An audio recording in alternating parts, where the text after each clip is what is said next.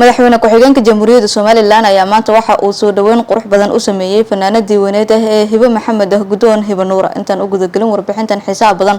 hadii ay tahay markii kugu horeysay aad nasoo booqato waxaan ka codsanaynaa in aad nagu soo biirto maasanid madaxweyne ku-xigeenka jamhuuriyadda Soomaaliland iyo marwadiisa Cabdiraxmaan aw Cali Faarax Cabdiraxmaan Zeylici ayaa maanta waxa uu qada sharaf qurux badan ugu sameeyay magaalada Hargeysa fanaanadii weyneed ee Hiba Maxamed Gudoon Hiba Nuura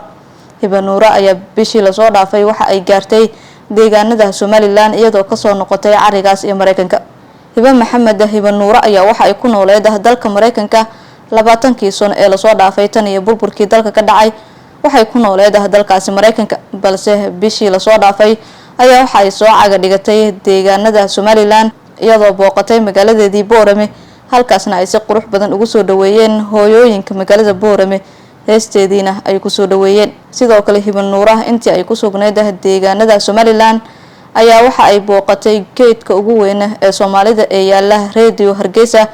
keedkaasi oo ay ku duugan yihiin suugaan fara badan iyo taariikh fara badan oo ay leeyihiin dadkeena Soomaaliyeed Hiba Nuura ayaa waxa ay ku fariisatay kursigii ay ku fariisatay maalinkii ugu horeysay ee la tijaabinayay oo ay fanka soo galeysay ama ay ku soo biireysay waxa ay tagtay Radio Hargeysa oo wax badan laga bedelay qurxin badanna loo sameeyay waxa halkaas ku soo dhaweeyay wasiirka wasaaradda warfaafinta jamhuuriyadda Soomaaliland Cali Mareexaan iyo qaar ka mid ah shaqaalaha wasaaradda warfaafinta Hiba Nuura waxa halkaas looga daaray heesteedii ugu horeysay oo ay duubto fankana ay ku soo gashay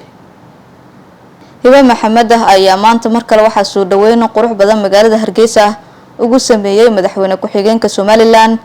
mudane Cabdiraxmaan aw Cali Faarax Cabdiraxmaan Zeylici iyo marwadiisa waxaana qada sharafeedkaasi ka qayb galay wasiirka wasaaradda warfaafinta ee jamhuuriyadda Soomaaliland Cali Mareexaan iyo qaar ka mid ah mas'uuliyiinta jamhuuriyadda Soomaaliland waxa warbaahinta jamhuuriyadda Soomaaliland la hadlay Cabdiraxmaan aw Cali Faarax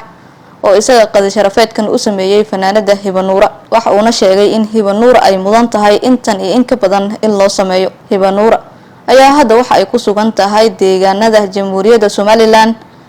waxaana la filayaa inta ay joogto in ay booqato goobo kale oo taariikhi ah si gaar ah iyada saameyn ugu leh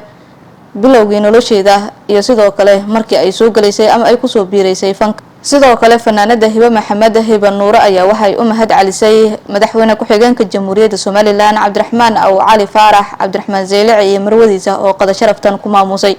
sidoo kale waxay u mahad celisay dhammaan madaxda ugu sareysa ee jamhuuriyadda Soomaaliland sidii maamuuska lahayd ee ugu soo dhaweeyeen dalkeeda